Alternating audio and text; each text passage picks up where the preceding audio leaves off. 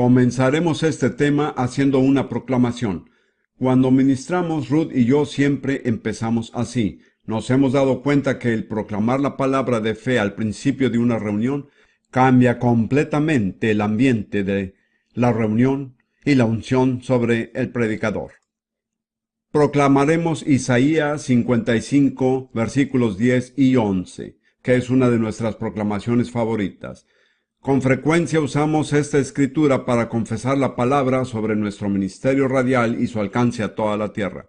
La escritura dice así: porque como desciende de los cielos la lluvia y la nieve, y no vuelve allá, sino que riega la tierra y la hace germinar y producir, y da semilla al que siembra, y pan al que come, así será mi palabra que sale de mi boca. No volverá a mí vacía, sino que hará lo que yo quiero, y será prosperada en aquello para que la envíe. Amén. Ahora quisiera hablar un poquito acerca de la palabra proclamación y el verbo proclamar. Vienen de una palabra en latín que significa vocear o pregonar. Es una palabra fuerte. En el lenguaje del Nuevo Testamento hay dos palabras que tienen relación entre sí: confesión, o el verbo confesar, y proclamación, o proclamar. Ahora, confesar o confesión significa decir lo mismo que. Para los que creemos en la Biblia, la confesión es decir con nuestros labios lo mismo que Dios ya ha dicho en su palabra. Hacemos que las palabras de nuestra boca concuerden con la palabra de Dios, lo cual hace que podamos recibir todo el respaldo y la autoridad de Jesús. El autor de Hebreos dice, Hebreos 3:1, Jesús es el sumo sacerdote de nuestra profesión. Esa es una afirmación muy importante. Sin confesión no tenemos sumo sacerdote. Él es el sumo sacerdote de acuerdo a lo que confesamos. En otras palabras, cada vez que decimos con nuestra boca lo que la Biblia dice acerca de nosotros como creyentes de Jesús, Jesucristo, nuestro sumo sacerdote en el cielo, envía su autoridad y su bendición. Pero si no decimos nada, de cierta manera paralizamos su ministerio como sumo sacerdote. Y si hacemos una confesión indebida, es aún peor para nosotros. De cierta manera nos abrimos a fuerzas negativas, permitiendo que influyan en nuestra vida. Proclamar es, en realidad, confesar de manera agresiva. Proclamar la palabra es hacer guerra espiritual. Es enviar la autoridad de la palabra de Dios a cierta situación, ya sea nuestra vida, la vida de la iglesia, la situación política o cualquier otra situación. Hay muchísimas situaciones en las que se necesita liberar el poder de Dios. La proclamación constituye la manera más eficaz de enviar el poder de Dios a una situación, ya sea nuestra propia vida, nuestra familia, nuestra iglesia, nuestra nación o cualquier otra área en nuestra vida. En realidad, la proclamación es la actividad de un heraldo. La palabra heraldo no se usa mucho hoy en día, pero el heraldo era una persona bajo la autoridad de un rey, duque u otro personaje noble, que iba a cierto lugar y hacía una declaración pública de lo que quería o lo que había decidido hacer el gobernante de aquel lugar. Anteriormente, los heraldos solían decir oíd, oíd, y luego hacían la proclamación. Cuando decían oíd, oíd, todos escuchaban atentamente, sabiendo que el que hablaba era el vocero del gobernante. Y en el Nuevo Testamento, sin ser evidente en la mayoría de las traducciones, la palabra que se traduce predicar da a entender la voz de un heraldo. Es una palabra que quiere decir proclamar. Una de mis escrituras favoritas es Mateo 24:14, y será predicado este evangelio del reino, pero preferimos decir, y será proclamado en todo el mundo para testimonio a todas las naciones, y entonces vendrá el fin.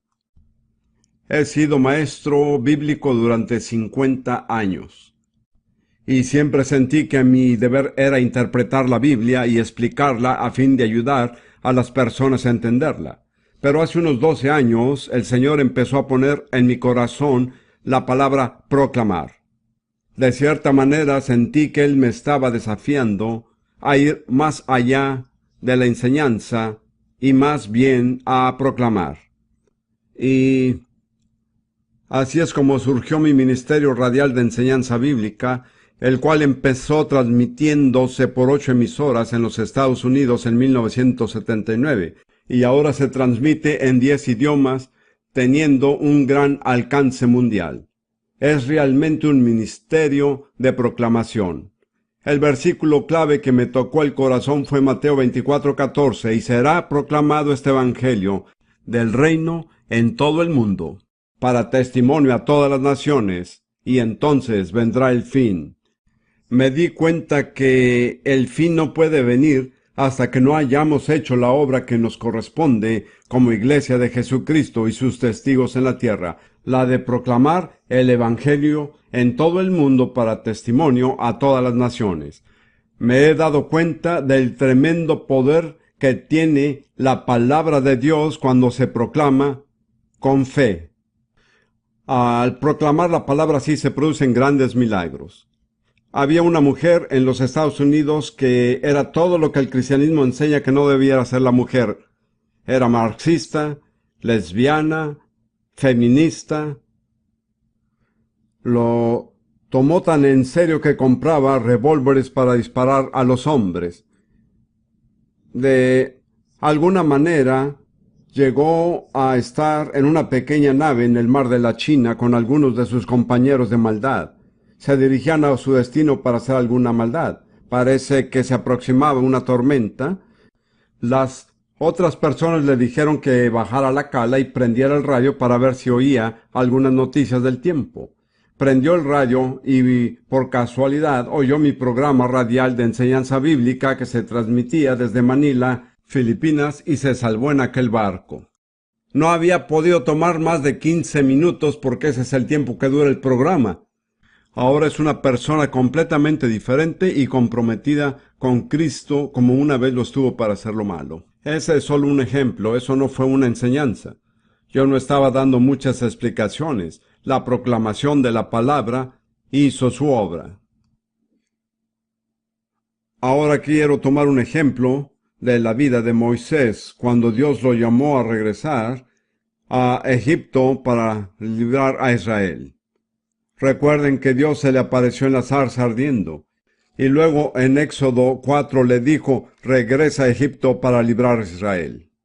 Moisés había perdido toda la confianza en sí mismo que había tenido a los 40 años. A la edad de 80 no tenía confianza. Y dijo, ¿por qué yo, Señor? No puedo hacerlo, no tengo nada, ¿cómo lo lograría? Y el Señor, siempre tan práctico, le preguntó, ¿qué tienes en la mano? Moisés miró y dijo, una vara. Era el tipo de vara que lleva un pastor de ovejas. Moisés no le encontró nada de particular a su vara. Pero el Señor dijo, échala en tierra. Y al echarla se convirtió en una serpiente. Y Moisés huyó de su propia vara. En otras palabras, aquella vara que tenía en la mano tenía un potencial que él nunca había esperado ni imaginado. Luego el Señor dijo, tómala por la cola. Todo el que maneja culebras sabe que nunca se toman por la cola. Pero Moisés la tomó. Creo que estaba temblando cuando la tomó, y la culebra se volvió vara en su mano. En realidad Dios le estaba diciendo, ahora bien, ve con tu vara, eso es todo lo que necesitarás, puedes hacer toda la obra con esta sola vara. Y si analizamos el resto de esa parte del libro de Éxodo, veremos que toda la liberación de Israel de Egipto se realizó a través de esa vara. Cada vez que Moisés quería que Dios interviniera, extendía su vara y Dios intervenía. El resultado fue que, en un sentido, Moisés le quitó el reinado de Egipto a Faraón mediante el uso que le dio a su vara. Por último, Veamos a los israelitas pasando por las aguas del Mar Rojo. Cuando fue necesario que las aguas se dividieran, Moisés extendió su vara y se dividieron las aguas. Cuando los egipcios trataban de cruzar el Mar Rojo, Moisés extendió su vara y las aguas se volvieron sobre los egipcios y los destruyeron. De modo que la única herramienta que le fue necesaria para cumplir toda la obra que Dios le había llamado a hacer fue aquella vara de pastor, que al tenerla en la mano al principio no le parecía tener ninguna importancia. Ahora, si usted es un creyente comprometido que cree en la Biblia, quiero decirle lo siguiente. Usted tiene una vara, ¿sabe lo que es? Es su Biblia. Si tiene aquí una Biblia, quiero que la levante en alto. Y quiero que diga, esta es mi vara. Repítalo conmigo. Esta es mi vara. Con ella puedo hacer todo lo que me dice Dios que haga. Bien, pueden bajar su Biblia.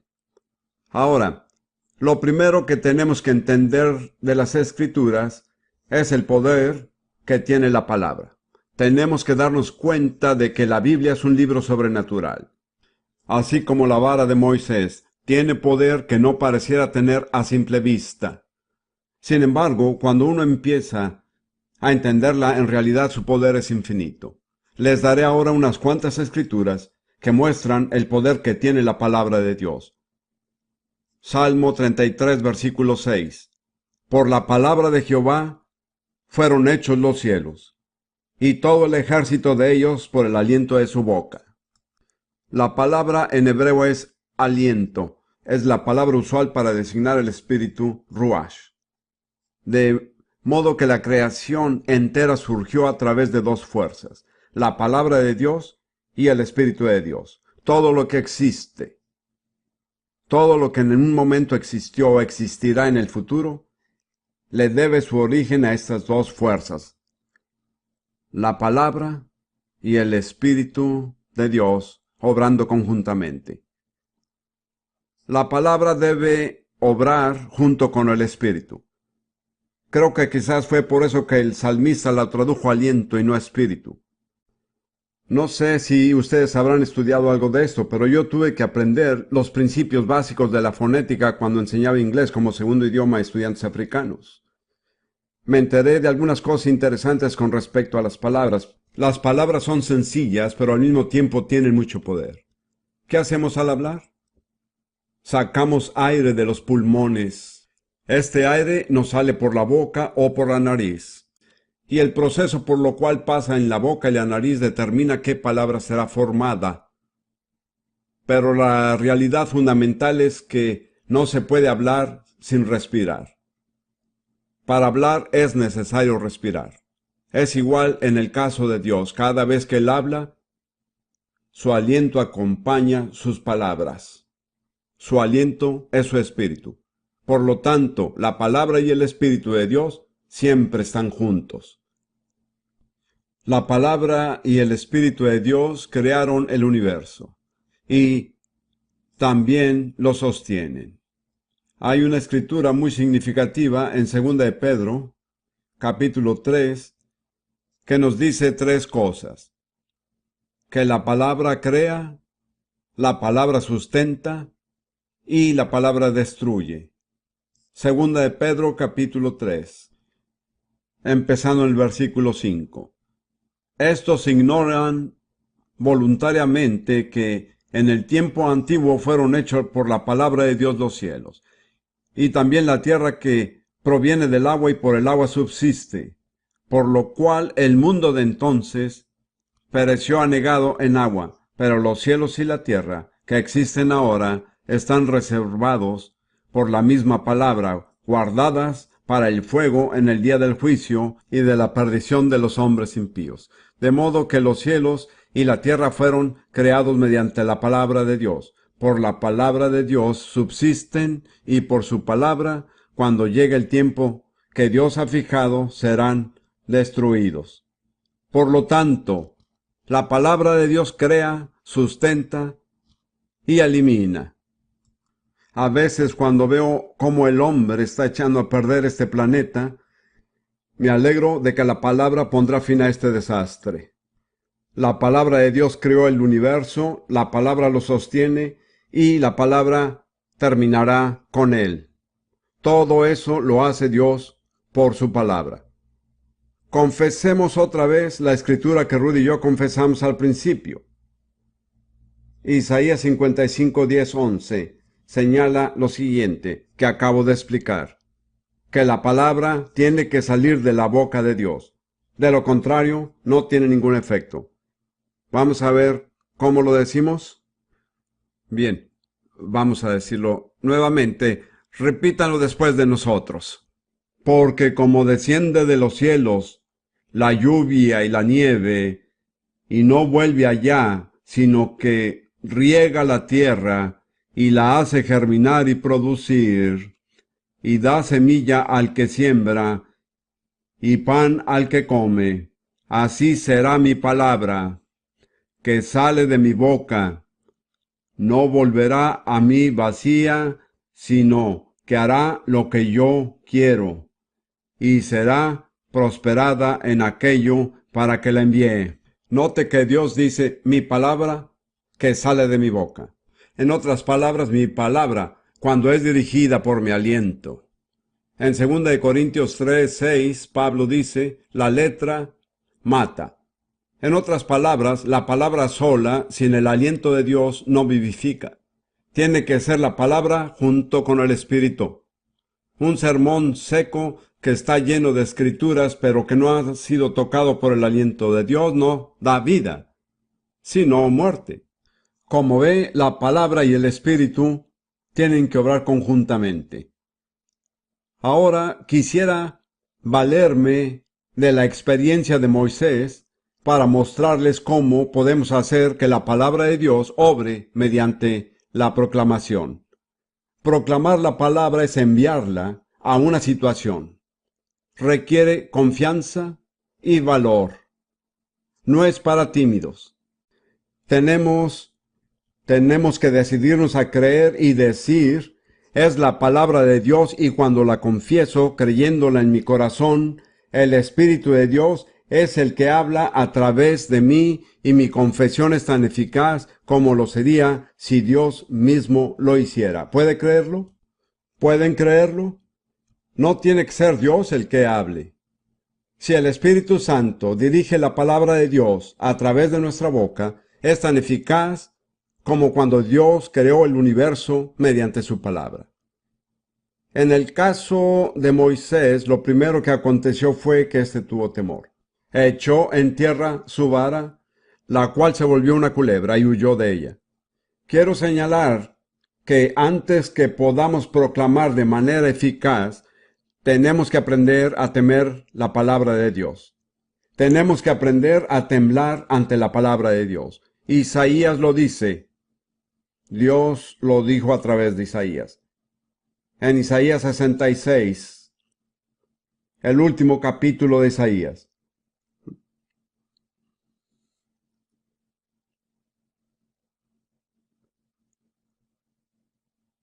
Los primeros dos versículos de Isaías 66. Jehová dijo así: el cielo es mi trono, y la tierra estrado de mis pies. ¿Dónde está la casa que me habráis de edificar? ¿Y dónde el lugar de mi reposo? Mi mano hizo todas estas cosas, y así todas estas cosas fueron, dice Jehová. En otras palabras, el Señor dice, no pueden construirme ningún templo o edificio que me impresione, porque yo creé todo el universo. Y luego dice, pero si hay una sola cosa que atrae mi favor, una sola cosa, dice lo siguiente, pero miraré a aquel. Otra traducción dice, miraré con aprobación. ¿A quién mirará Dios con aprobación? ¿A quién tomará en cuenta? A aquel que es pobre y humilde de espíritu y que tiembla a mi palabra. De modo que, como Moisés, tenemos que empezar por sentir temor y reverencia ante la palabra de Dios. Hay una gran falta de temor de la palabra de Dios en la iglesia de hoy. La conocemos tan bien y la citamos tan frecuentemente que ya no mostramos respeto ni reverencia. Tenemos que cambiar esta actitud. Ahora permítanme darle dos razones en el Evangelio de Juan por las que deberíamos temblar ante la palabra de Dios. La primera está en Juan 12,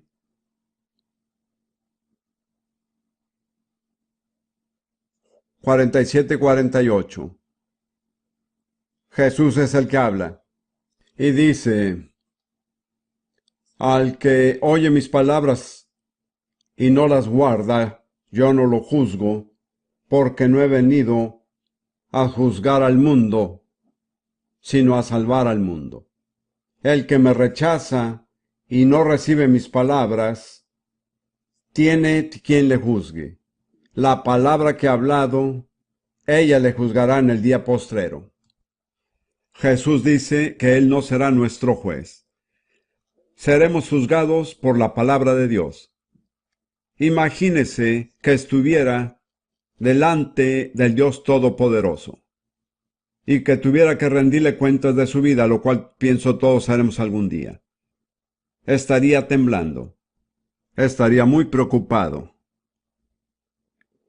Lo que Jesús dice es que deberíamos de tener la misma actitud hacia la palabra de Dios, ya que es ella la que nos juzgará. Si solo pudiéramos entender que cada vez que abrimos las páginas de esta palabra y la leemos, estamos mirando el libro que algún día nos va a juzgar. Bien, deberíamos temblar. Luego, más adelante, en Juan 14, versículo 23, Jesús hace otra afirmación asombrosa. Dice: el que me ama, mi palabra guardará, y mi Padre le amará, y vendremos a él, y haremos morada con él. Este es uno de los pocos lugares en la Biblia donde se usa el nombre plural al referirse a Dios. Dice: vendremos a él, es decir, el Padre y el Hijo vendrán. ¿Cómo vendrán? ¿Mediante qué? Mediante la palabra. En otras palabras, cuando nos abrimos a la palabra de Dios, si es que lo podemos creer, Dios mismo, el Padre y el Hijo vendrán a nuestra vida para hacer su morada con nosotros. Si de alguna manera, aunque fuera en una visión, usted llegará a ver al Señor Jesucristo entrando a su hogar, se conmovería, sentiría un temor santo, querría postrarse a sus pies. Jesús dice: no solo vendré yo, sino que vendrá el Padre. Vendremos nosotros. ¿Mediante qué? Mediante la palabra de Dios. ¿Está claro? Me parece que en la iglesia de hoy, la mayoría de nosotros tenemos que cambiar nuestra actitud hacia la palabra de Dios. Debemos sentir reverencia y temor santo hacia ella. La palabra solo tendrá efecto en nuestra vida de la manera que estoy hablando cuando hayamos aprendido a reverenciarla. Ahora, lo primero que le sucedió a Moisés fue que empezó a temblar ante la palabra. De repente se dio cuenta del poder que tenía su vara y huyó de ella. Estaba impresionado. La segunda cosa que hizo fue agarrar la vara. Por fe la tomó y se volvió a convertir en vara en su mano. Después de temblar, necesitamos tomar la palabra de Dios. Hay que empuñar firmemente la palabra de Dios. Hay una escritura hacia el final del libro de Salmos que me impresiona mucho. Salmo 149, los últimos versículos.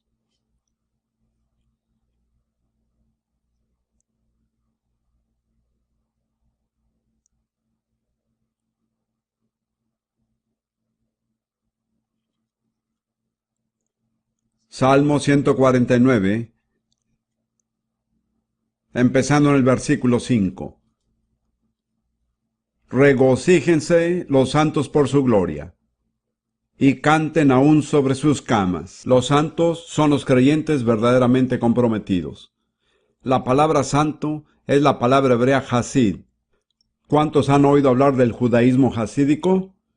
Es una forma de judaísmo ortodoxa. La palabra hasid indica una persona que tiembla ante la palabra de Dios, una persona que está comprometida. Regocíjense los santos por su gloria, y canten aún sobre sus camas. Exalten a Dios con sus gargantas y espadas de dos filos en sus manos, para ejecutar venganza entre las naciones y castigo entre los pueblos, para aprisionar a sus reyes con grillos y a sus nobles con cadenas de hierro, para ejecutar en ellos el juicio decretado. Gloria será esto para todos sus santos. Si usted puede creer que es uno de los santos, esta es una serie de afirmaciones asombrosas. Aquí dice que tenemos que tener en la mano la espada de dos filos, que es la palabra de Dios, y exaltar a Dios con nuestra boca, para así ejecutar venganza entre las naciones y castigo entre los pueblos. ¿Puede imaginarse haciendo esto? ¿Sabía usted que esto es algo que Dios tiene para usted? Para aprisionar a sus reyes con grillos y a sus nobles con cadenas de hierro. Me parece que esto se refiere en parte a los principados satánicos que rigen las naciones, pero no solamente ellos. Luego dice en el versículo final, para ejecutar en ellos el juicio decretado. Y dice que será una gloria o un honor para todos sus santos. ¿Ha pensado de esto alguna vez? Dios nos ha dado el privilegio de ejecutar el juicio decretado sobre las naciones. La vida de oración de muchos de nosotros sería diferente si empezáramos a vernos en esa vida. Dice que ejecutemos el juicio decretado o la sentencia escrita. ¿Dónde está escrita la sentencia? ¿Dónde encontramos el juicio decretado? Así es, levántenla en alto. Así es, está aquí. No somos nosotros los que decretamos el juicio. Dios ha decretado el juicio. Pero nosotros tenemos el privilegio de ejecutar el juicio decretado sobre las naciones y sus gobernantes. En otras palabras, tenemos un papel único y decisivo para desempeñar en la historia. ¿Ven qué tan importante es esto? Y la verdad es que muchísimos creyentes ni siquiera han empezado a entender todo lo que Dios ha puesto a nuestro alcance y todo lo que Él espera de nosotros. Quiero enfatizar que nosotros no decretamos los juicios. Encontramos los juicios en la palabra escrita de Dios, pero los ejecutamos nosotros. ¿Cómo los ejecutamos? ¿Mediante qué exactamente? Mediante la proclamación, así es. Hacemos que se cumplan los juicios de Dios ya que están escritos en las Escrituras. Los proclamamos. Somos los heraldos. Nos ponemos de pie en las plazas de este mundo y clamamos, oíd, oíd, y luego anunciamos los decretos de Dios.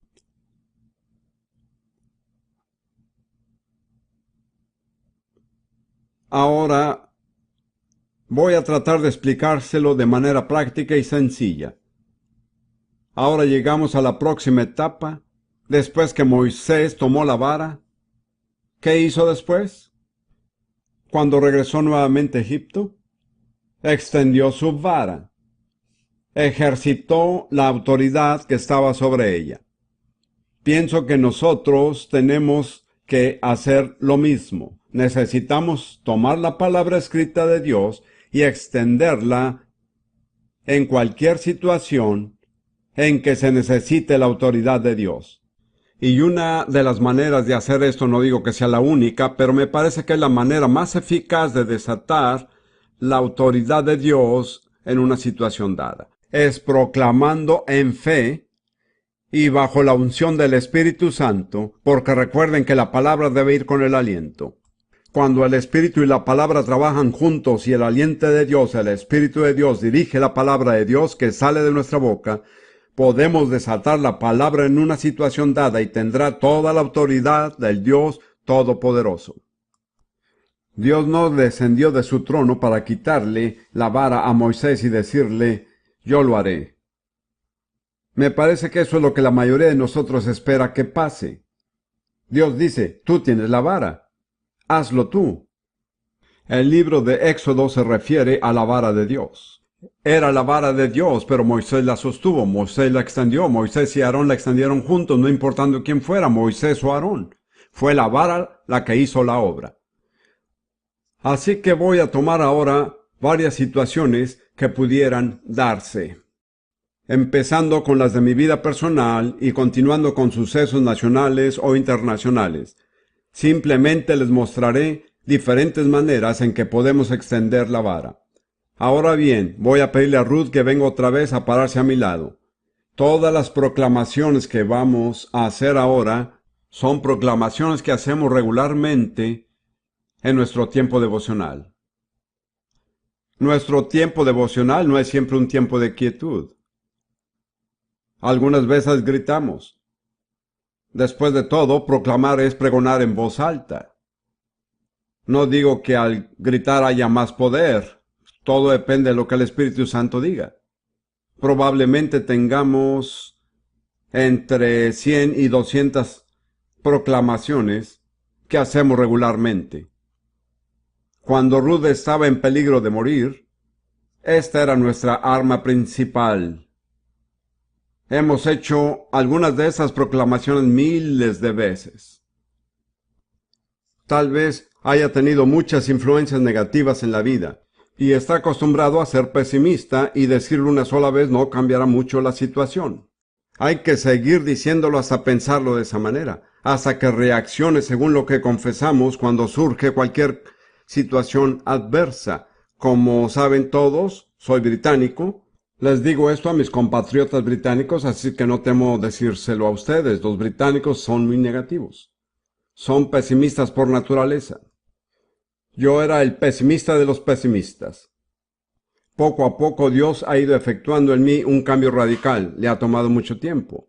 Uno de los hábitos mentales extraños que tengo ha debido originarse en mi niñez. Es que al estar en ciertas situaciones automáticamente empiezo a pensar en todos los posibles percances y problemas que pudieran surgir. En el momento de manejar un auto pienso, ¿qué pasaría si sufriera un accidente? Quizás algunos de ustedes tengan el mismo problema. He usado el arma de la palabra de muchas maneras diferentes, pero hay una escritura que no sé la referencia exacta. Está en Jeremías 29, y el Señor está hablando a Israel y dice, porque yo sé los planes que tengo para vosotros, planes de bienestar y no de calamidad. La versión Reina Valera dice pensamientos de paz y no de mal, para daros un futuro y una esperanza. Por lo tanto, cada vez que veo que estoy empezando a imaginarme que va a acontecer algún desastre, digo, Señor, te doy gracias porque sé los planes que tienes para mí, planes de bienestar y no de calamidad, pensamientos de paz y no de mal, para darme un futuro y una esperanza. Quizá tenga que decirlo varias veces, pero a la larga el pensamiento negativo se disipa y termino tomando una actitud positiva y confiada. No creo que Ruth haya aprendido esta proclamación, ¿no? Yo la diré, no forma parte de nuestro repertorio, pero seguro lo será. El Señor dice, porque yo sé los planes que tengo para vosotros, planes de bienestar y no de calamidad, planes de paz y no de mal, para daros un futuro y una esperanza. Empiece a decir eso cada vez que se suba a su auto. Va a tener un buen viaje. Va a lograr hacer todo lo que se ha propuesto. Su actitud es sumamente importante, afecta la manera en que las personas lo tratan. Si al entrar en una tienda entra con una actitud positiva, le darán lo que necesita. Pero si entra esperando que va a tener problemas o que le van a dar mal servicio o a tratarlo mal, lo más probable es que le suceda eso. ¿Me explico bien? Esto se lo digo de paso, sin costo adicional. Ahora vamos a hacer algunas proclamaciones modelo. Pero antes que nada, recuerden que la palabra tiene que ir acompañada del aliento de Dios. En otras palabras, tiene que ser el Espíritu Santo. En segundo lugar, lo personalizaremos, lo cual me parece Muy buena idea, de modo que donde la Biblia dice, ustedes diremos nosotros. En otras palabras, decimos que se aplica a nuestra vida ahora mismo.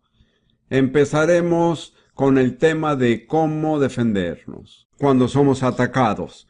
Pudiera seguir hablando de ese tema durante toda la reunión, pero estoy cansado de ministrar acerca de las necesidades personales. Hay tantos creyentes que jamás van más allá de sus propias necesidades, así que voy a hablar brevemente de este tema y luego hablaré del tema de cómo contraatacar en vez de defendernos, atacar.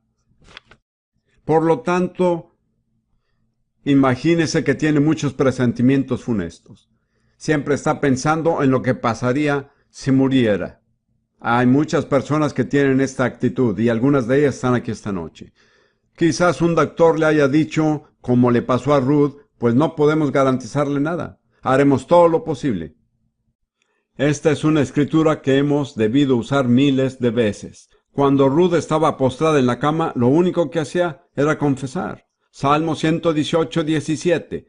No moriré, sino que viviré y contaré las obras del Señor. No moriré, sino que viviré y contaré las obras de Jehová. ¿Quisieran repetirlo? No es difícil memorizarlo. Bien, no moriré, sino que viviré y contaré las obras de Jehová. Otra vez, no moriré, sino que viviré y contaré las obras de Jehová. Ahora, lo que pueden hacer si quieren estar seguros de que tienen valor es volverse a alguien y mirar a esa persona directamente a los ojos y decirle, no moriré, sino que viviré. Esto toma un poco más de lo que los judíos llaman chutzpah, es decir, valor. No moriré, sino que viviré y contaré las obras de Jehová. Amén. Se siente mejor, ¿verdad? Imagínese que empiezan a criticarlo y los predicadores son un blanco especial para ese tipo de ataque. Algunos hasta elevan oraciones en contra de usted. ¿Qué hay que hacer? La solución está en Isaías 54:17. Si quiere buscarlo en su Biblia, lo vamos a confesar. Lo decimos de una manera bastante particular, pero está basado en esta escritura. Ninguna arma forjada contra nosotros prosperará, y condenaremos toda lengua que se alce contra nosotros en juicio. Esta es nuestra herencia como siervos del Señor, y nuestra justificación viene de ti, oh Señor. ¿Encontraron la escritura? ¿Vieron cómo la personalizamos nosotros? Confesémoslo otra vez. Les diré un secreto. En realidad ya no es secreto. Tarde o temprano lo sabrán todos en todas partes del mundo. Es lo siguiente. Nosotros decimos esto cada noche, antes de acostarnos. Ninguna arma forjada contra nosotros prosperará. Y condenaremos toda lengua que se alce contra nosotros en juicio. Esta es nuestra herencia, como siervos del Señor, y nuestra justificación viene de ti, oh Señor. Podemos condenar las lenguas que nos acusan, porque dichas lenguas acusan la justicia de Dios. El que hace eso siempre pierde. Quisiera decir lo siguiente para que todos lo sepan. Cuando ciertos individuos hablan u oran en contra de nosotros, o nos desean algún mal, los perdonamos, y después de perdonarlos, los bendecimos en el nombre del Señor. Sustituimos lo negativo con lo positivo, porque la Biblia dice que si las personas nos maldicen, no hay que maldecirlas, sino bendecirlas. Pablo nos exhortó a no ser vencidos por el mal, sino vencer el mal con el bien. La única fuerza poderosa para vencer el mal es el bien. De modo que tenemos que aprender a hacerle frente a lo negativo y vencerlo con lo positivo. Sin embargo, todo debe ser basado en la palabra. Imaginémonos que atacara nuestro ministerio o pudiera ser nuestro hogar o nuestra familia. Tenemos fama de hacer una confesión que está en Deuteronomio 33, 25 y 27. Usamos la versión Reina Valera, que es muy poderosa. Deuteronomio 33, 25 y 27. Hierro y bronce serán nuestros cerrojos, y como nuestros días serán nuestras fuerzas. No hay como el Dios de Jesurún, quien cabalga sobre los cielos para nuestra ayuda y sobre las nubes con su grandeza. El eterno Dios es nuestro refugio, y acá abajo los brazos eternos. Él echó de delante de nosotros al enemigo y dijo, destruye. Amén. Eso sí que asusta a Satanás, se lo digo. Hemos aprendido que hay que destruirlo. Dios lo echará fuera, pero nosotros tenemos que destruirlo. Hay que poner el pie sobre el cuello del enemigo. No entraremos en detalles al respecto porque es demasiado sangriento. Permítanme señalar que no estamos hablando de seres humanos, sino de fuerzas espirituales en los lugares celestiales. Esos son nuestros enemigos. Así que su pastor no es su enemigo, ni tampoco lo es su esposo. Quizás a veces le parezca que sea así, pero no lo es. Tenemos que aprender que no estamos luchando en contra de seres humanos. Estas armas son muy poderosas, pero se tienen que usar en el contexto apropiado. Ahora, supongamos que tiene algún tipo de necesidad. Estoy seguro que ninguno de ustedes la tiene, pero imagínese que la hubiera, ya sea financiera, o física, o de sanidad. Tenemos una proclamación para cada una. Primero para la financiera. Segundo de Corintios 9:8. Cambiamos un poquito las palabras, pero es la versión Reina Valera.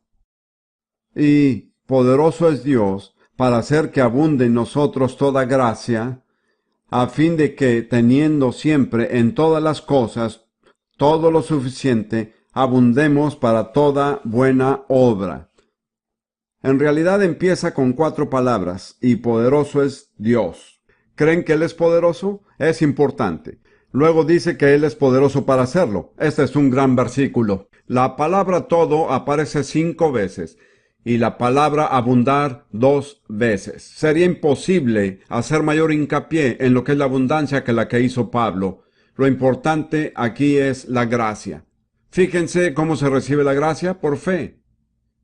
Por gracia sois salvos por medio de la fe. Así es. No es algo que podamos ganarnos. No depende de nuestro salario, aunque puede ser que tenga algo que ver, pero lo recibimos por medio de la fe en la gracia de Dios. Lo confesaremos una vez más. Yo diría que esta es la base financiera de nuestro ministerio. Cada vez que oramos a Dios para finanzas, partimos de esta base. Y así tenemos una actitud positiva. Vamos a repetirlo nuevamente. Y poderoso es Dios para hacer que abunde en nosotros toda gracia, a fin de que, teniendo siempre en todas las cosas todo lo suficiente, abundemos para toda buena obra. Ahora bien, imagínese que Dios lo desafía a hacer algo que no puede hacer. Simplemente no es capaz de hacerlo. Quizás no tenga la educación o la fuerza física, depende de qué se trate, sin embargo Dios lo ha desafiado. Para esto recurrimos a Filipenses 4:13. Pero esta es la versión Prince.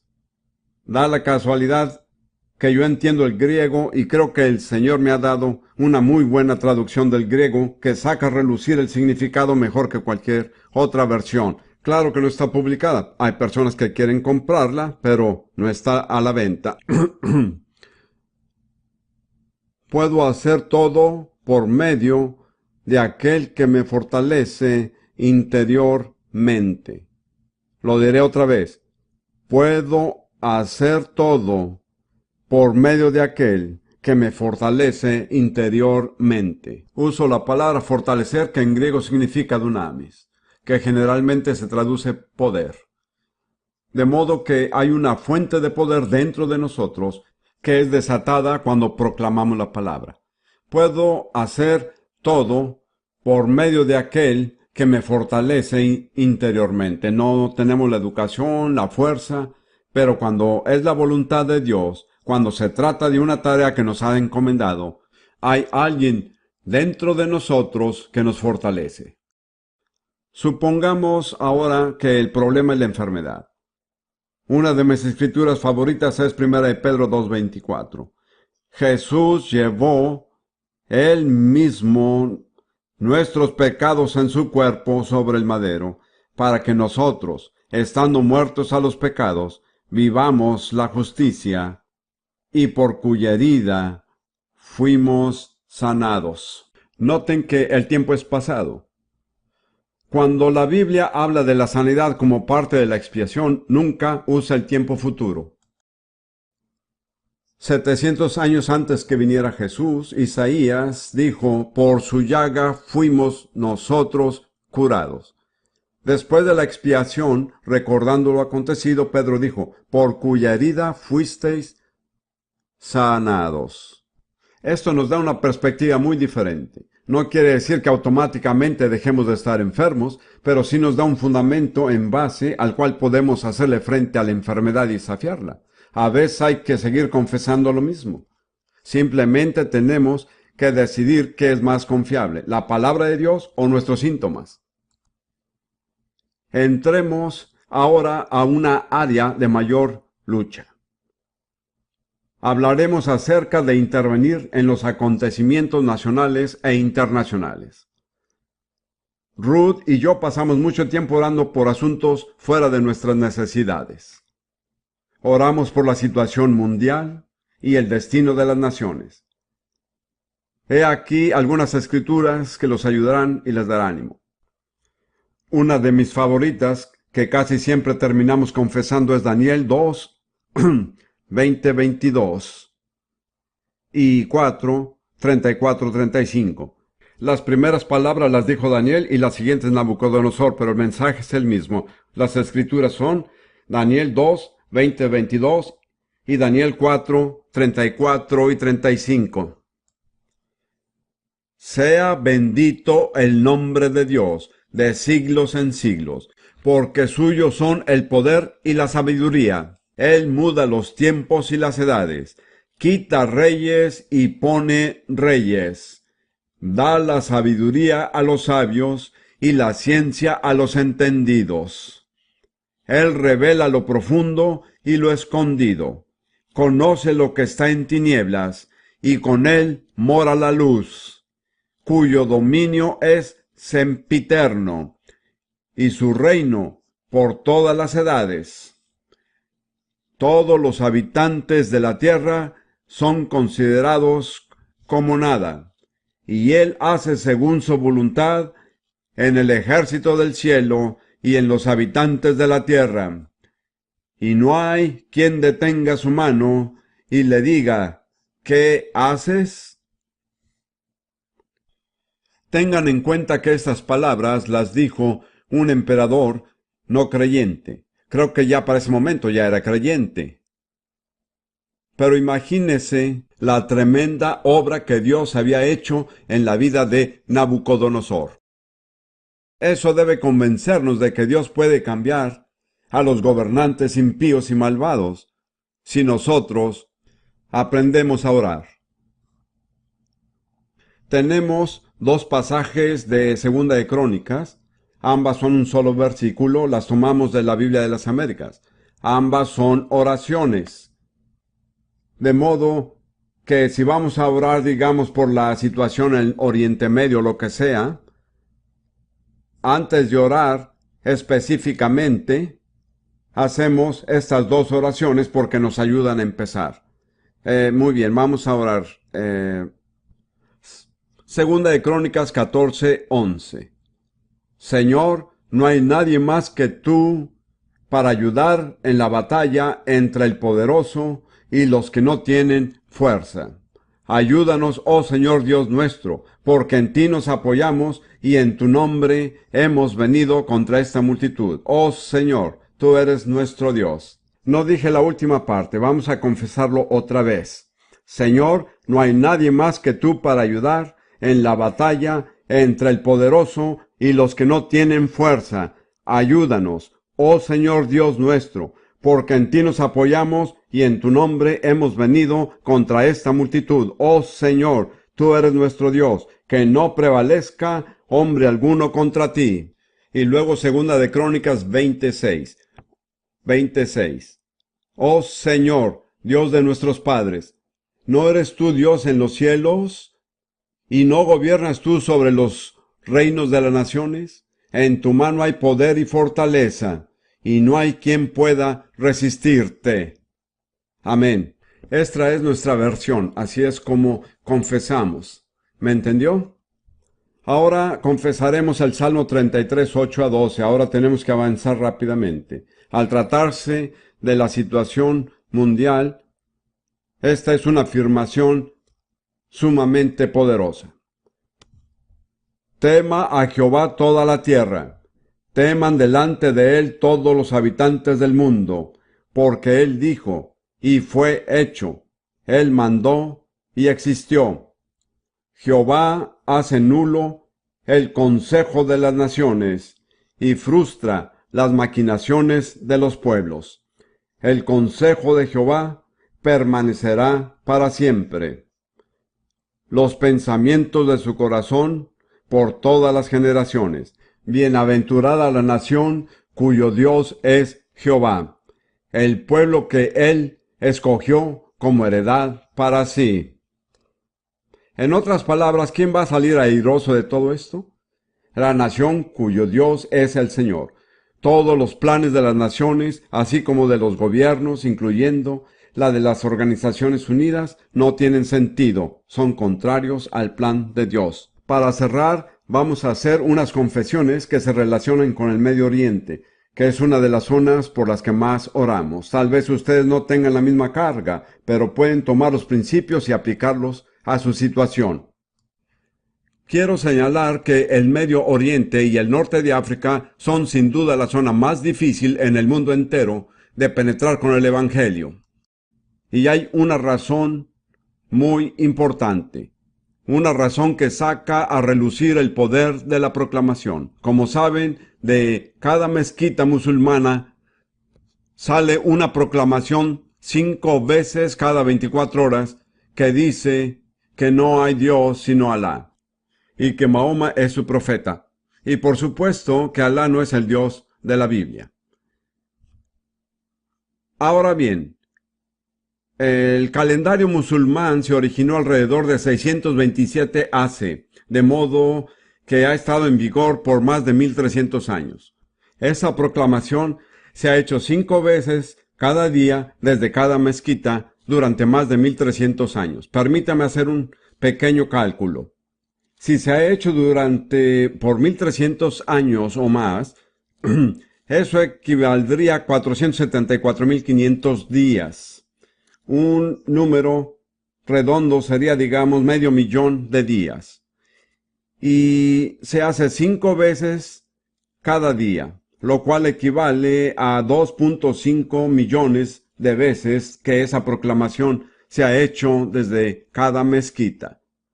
Si tomamos el número de mezquitas en existencia, y me imagino que habrá por lo menos 500.000 en esta área, esta proclamación se ha hecho miles de millones de veces. ¿Por qué existe una fuerza que se opone al cristianismo tan extremadamente poderosa en esa área, más que en cualquier otra parte del mundo? ¿Qué es lo que lo produce?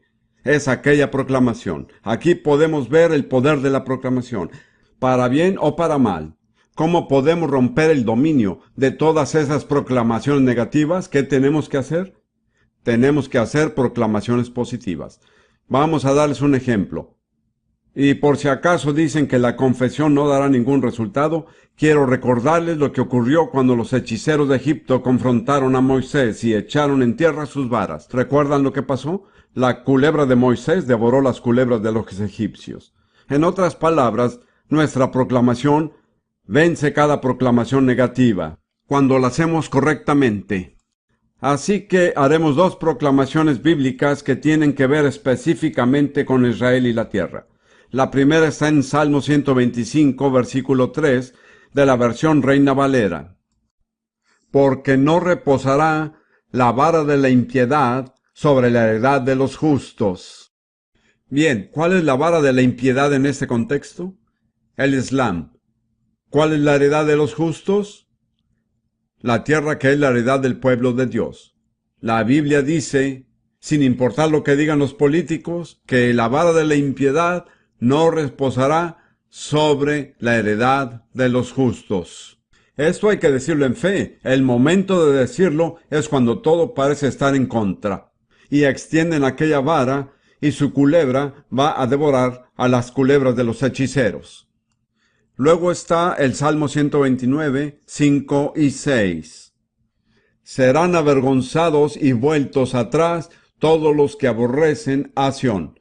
Serán como la hierba de los tejados, que se seca antes que crezca. Notifico a todos los que aborrecen a Sión que nunca llegarán a la madurez, ni se desarrollarán completamente, se secarán antes de haber crecido. Esa es la palabra de Dios y se cumplirá.